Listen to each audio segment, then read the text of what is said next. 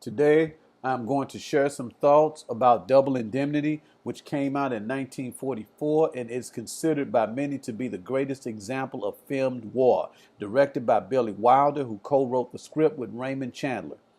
The film stars Fred McMurray as an insurance salesman who falls in love with a client to help her murder her husband to collect on the double indemnity clause in his contract. The film looks at how our emotions and being too close to somebody or something can interfere with our abilities to be objective, like being in a bad relationship, or in the case of this film, how accommodating mothers are unable to see faults in their children. In this film, insurance salesman Walter Neff, played by Fred McMurray, is the kid, and claims manager Barton Keyes, played by Edward G. Robinson, is the mother. Like a child, Walter Neff is reckless. He's irresponsible and he likes to take risks and be slick. He's superficial and impulsive, judging things by first impressions. For example, when he sees Phyllis, played by Barbara Stanwyck, on the top of the staircase with that towel wrapped around her body, and later when she comes down that staircase with that little gold chain around her ankle and he gets a whiff of her perfume, he knows that he has to have her regardless of the fact that the woman is married. He just wants her. He just wants her. And this selfish desire on his part blinds him to the moral consequences and inherent hazards of his decision to help her kill her husband and collect on the double indemnity clause in his life insurance policy. But Phyllis isn't the only reason that Neff agrees to help her collect on the policy. Get this, he really wants to see if he can outsmart Barton Keyes, who has never been outsmarted by a phony claim. The mother-son dynamic between Keyes and Neff occasionally alternates between that of a father and son, with Keyes dispensing fatherly advice. But after Mr. Dietrich is murdered, Neff stays in mother mode throughout the course of the film, unable to accept all obvious signs pointing to Neff as the murderer. In Chapter 4 on the DVD, Keyes gripes about insurance salesmen selling policies to anybody. Neff sells more policies than anyone in the company, but Keyes overlooks him and complains about all the other insurance salesmen.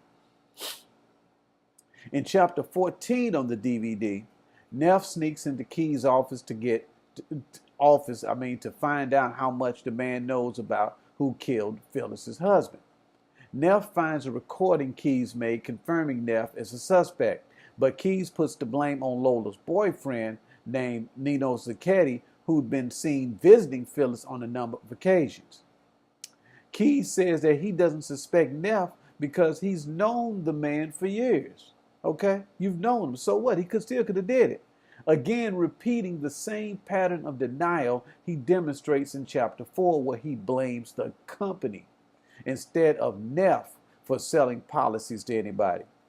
Keyes also has a feminine type of intuition he refers to throughout the film as his little man in his stomach, which he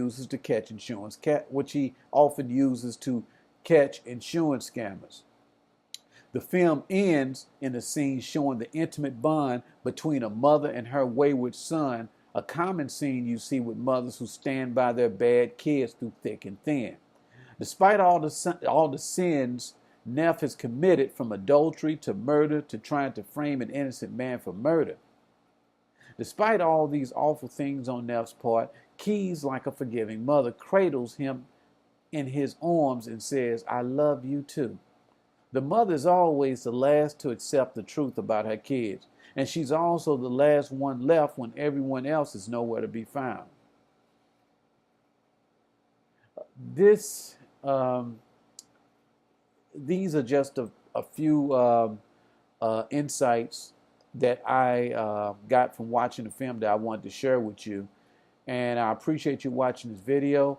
Would you please give me a like if you like the video, of course. And in the description, you will find a link to my movie blog where I go in depth in movies as I did in this video with Double Indemnity. Thanks for watching this video, and I look forward to talking to you another time.